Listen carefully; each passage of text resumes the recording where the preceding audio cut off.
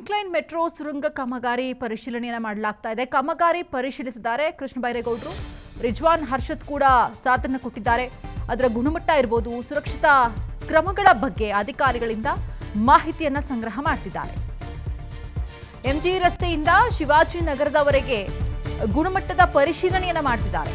Metro ಕಾಮಗಾರಿಗೆ ವೇಗ ನೀಡುವ ನಿಟ್ಟಿನಲ್ಲಿ ಸಚಿವರು ಭೇಟಿಯನ್ನ ಕೊಟ್ಟು ಪರಿಶೀಲನೆಯನ್ನ ಮಾಡ್ತಿದ್ದಾರೆ. ಎಂಜಿ ರಸ್ತೆಯಿಂದ ಶಿವಾಜಿನಗರದವರೆಗೂ ಕೂಡ ಈ ಒಂದು ಪಿಂಕ್ ಲೈನ್ ಹಾದು ಹೋಗುತ್ತೆ. ಅಲ್ಲಿ ಕಾಮಗಾರಿ ನಡೀತಾ ಇದೆ. ಅದರ ಕುರಿತಾಗಿ ಮಾಹಿತಿಯನ್ನ ಅಧಿಕಾರಿಗಳಿಂದ ಸಂಗ್ರಹ ಮಾಡ್ತಾ ಇದ್ದಾರೆ. ದೃಶ್ಯಗಳಲ್ಲಿ ಕೂಡ ಗಮನಿಸ್ತಾ ಇದ್ದೀವಿ. ಪಿಂಕ್ ಲೈನ್ ಮೆಟ್ರೋ ಯಾವ ರೀತಿಯಾಗಿ ಆ ಕಾಮಗಾರಿ ಆಗ್ತಾ ಇದೆ, ಯಾವ ಹಂತದಲ್ಲಿದೆ, ಅದರ ಗುಣಮಟ್ಟ ಇರಬಹುದು, ಅದೆಲ್ಲದರ ಕುರಿತಾಗಿ ಅಧಿಕಾರಿಗಳ ಜೊತೆ ಚರ್ಚೆಯನ್ನ ಮಾಡ್ತಿದ್ದಾರೆ ಕೃಷ್ಣ ಬೈರೇಗೌಡರು.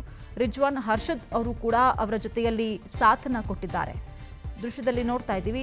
ಸುರಂಗದ ಒಂದು ಕಾಮಗಾರಿ ಇದು. ಪಿಂಕ್ ಲೈನ್ ಮೆಟ್ರೋ ಎಂಜಿ ರೋಡಿಂದ ಶಿವಾಜಿನಗರ ಆ ಒಂದು ಲೈನಲ್ಲಿ ಪಾಸ್ ಆಗುತ್ತೆ.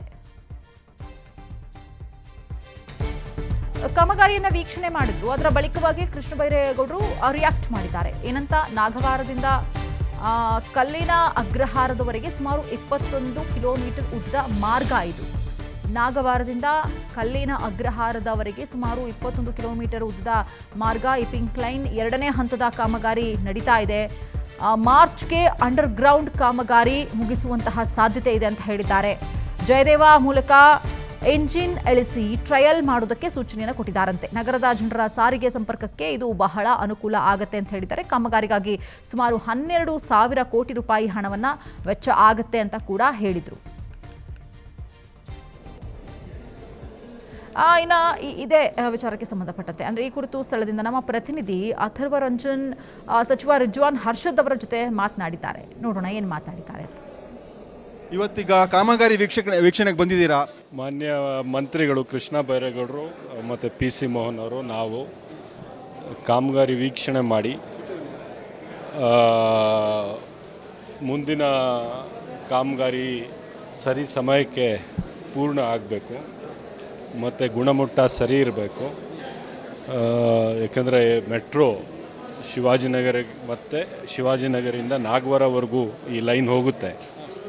ಹಾಗಾಗಿ ಆ ಭಾಗದ ಅಭಿವೃದ್ಧಿಗೆ ಮತ್ತು ಆ ಭಾಗದ ಜನರಿಗೆ ಭಾಳ ಅನುಕೂಲ ಆಗ್ತಕ್ಕಂಥ ಈ ಕಾರ್ಯಕ್ರಮ. ಅದಕ್ಕೋಸ್ಕರ ನಾವು ಕಾಲಕ್ಕೆ ನಾವು ತಗೋತಾ ಇದ್ವಿ, ಏನೋ ರಿವ್ಯೂ ಮಾಡ್ತಿದ್ವಿ.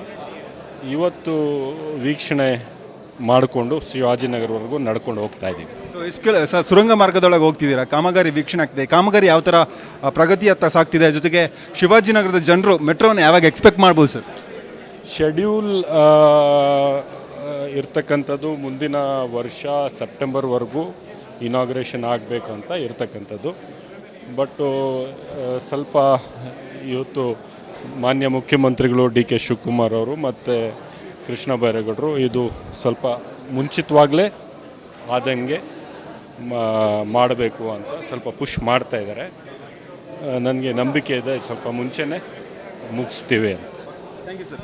ಇದು ಸಚಿವರಾದಂಥ ರಿಜ್ವಾನ್ ಹರ್ಷದ್ ಅವರು ಕೊಡ್ತಿರುವಂಥ ಮಾತು. ಆ ಭಾಗದಲ್ಲಿ ನಗರಾಭಿವೃದ್ಧಿ ಸಚಿವರಾದಂತಹ ಕೃಷ್ಣ ಬೈರೇಗೌಡರು ಕೂಡ ಈ ಒಂದು ಪಿಂಕ್ ಲೈನ್ನ ಮೆಟ್ರೋ ಸುರಂಗ ಕಾಮಗಾರಿಯನ್ನು ವೀಕ್ಷಣೆ ಮಾಡ್ತಿರುವಂಥ ದೃಶ್ಯಗಳು ಕೂಡ ನಮಗೆ ಕಂಡು ಬರ್ತಿರುವಂಥದ್ದು. ಒಟ್ಟಾರೆಯಾಗಿ ಈ ಒಂದು ಸುರಂಗ ಕಾಮಗಾರಿನ ಶತಾಯಗತಾಯ ಆದಷ್ಟು ಬೇಗ ಮುಗಿಸ್ಕೊಂಡು ಸಂಪೂರ್ಣಗೊಳಿಸಿ ಅದಾದ ಬಳಿಕ ಈ ಒಂದು ಮೆಟ್ರೋ ಸೇವೆಯನ್ನು ಬೆಂಗಳೂರಿನ ಜನರಿಗೆ, ಪ್ರಮುಖವಾಗಿ ಶಿವಾಜಿನಗರ ಭಾಗದಲ್ಲಿ ಮತ್ತು ಕಾಮರಾಜ್ ರಸ್ತೆ MG ರಸ್ತೆಯಲ್ಲಿ ಈ ಒಂದು ಕಾಮಗಾರಿ ಸುರಂಗ ಮಾರ್ಗವನ್ನು ತೋಡಲಾಗ್ತಿದೆಯಲ್ಲ, ಈ ಭಾಗದ ಜನರಿಗೆ ಆದಷ್ಟು ಬೇಗ ಸೇವೆಯನ್ನು ಕಲ್ಪಿಸಿಕೊಡಬೇಕು ಅನ್ನುವಂತಹ ಮಾತನ್ನು ಸಚಿವ ಕೃಷ್ಣ ಬೈರೇಗೌಡ ಹಾಗೂ ರಿಜ್ವಾನ್ ಹರ್ಷದ್ ಅವರು ಹೇಳ್ತಿರುವಂಥದ್ದು. ಕ್ಯಾಮರಾ ಪರ್ಸನ್ ನವೀನ್ ಕುಮಾರ್ ಜೊತೆ ನಾನು ಅಥರ್ವ ರಂಜನ್, PNS ವಿಸ್ತಾರ ನ್ಯೂಸ್, ಬೆಂಗಳೂರು. ಎಲಿವೇಟೆಡ್ ಪೋರ್ಷನ್ ಇರುವಂತಹದನ್ನ ನಾನು ಹಿಂದೆನೇ ಹೇಳಿದ್ದೆ, ಅದನ್ನ ಆಗಸ್ಟ್ ಅಷ್ಟೊತ್ತಿಗೆ ನಾವು ರೆಡಿ ಮಾಡ್ತೇವೆ ಅಂತ. ಈಗ ಆಗಸ್ಟ್ ಎಂಡಿಗೆ ಅದು ರೆಡಿ ಇದೆ.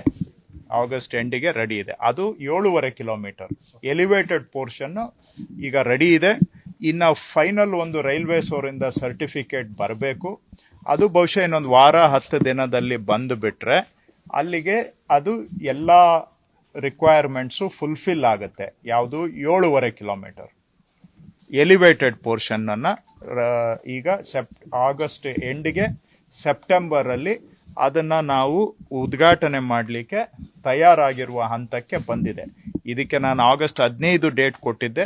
ಅದಕ್ಕೊಂದು 15 ದಿನ ತಡ ಆದರೂ ಕೂಡ ಆ ಡೇಟು ಆಸುಪಾಸಿನಲ್ಲೇ ಈಗ ಎಲಿವೇಟೆಡ್ ಪೋರ್ಷನ್ನು ಪಿಂಕ್ ಲೈನಲ್ಲಿ ಕಾರ್ಯಾರಂಭಕ್ಕೆ ತಯಾರಾಗಿದೆ. ಇನ್ನು ಅಂಡರ್ಗ್ರೌಂಡ್ ಪೋರ್ಷನಲ್ಲಿ ಇನ್ನೂ ಸಾಕಷ್ಟು ಕೆಲಸ ಇದೆ. ನಾವು ಇದಕ್ಕೆ ಹೇಳಿದ್ದು ಮಾರ್ಚ್, ಮುಂದಿನ ವರ್ಷ ಮಾರ್ಚ್ ಅಷ್ಟೊತ್ತಿಗೆ ಅಂಡರ್ಗ್ರೌಂಡ್ ಪೋರ್ಷನ್ ಎಲ್ಲಿ ನಾಗವಾರದವರೆಗೆ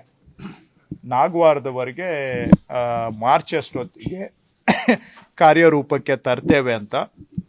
ಅದರಲ್ಲಿ ಮೊದಲನೇ ಸ್ಟೇಜು ಈಗ ಅಟ್ಲೀಸ್ಟ್ ಒಂದು ಇದರಲ್ಲಿ ಇಂಜಿನನ್ನು ಇಳಿಸಿ ಟ್ರಯಲ್ ರನ್ನು ಒಂದು ಕಡೆಯಿಂದ ಆರಂಭ ಮಾಡಬೇಕು. ಈಗ ಜಯದೇವ ಹತ್ರ ಸದ್ಯದಲ್ಲೇ ಬಹುಶಃ ಮುಂದಿನ ತಿಂಗಳಲ್ಲಿ ಒಂದು ಇಂಜಿನನ್ನು ಇಳಿಸಿ ಆ ಕಡೆಯಿಂದ ಟ್ರಯಲ್ ರನ್ನನ್ನು ಆರಂಭ ಮಾಡೋದಕ್ಕೆ ನಾನು ಇವತ್ತು ಅವರಿಗೆ ಹೇಳಿದ್ದೇನೆ.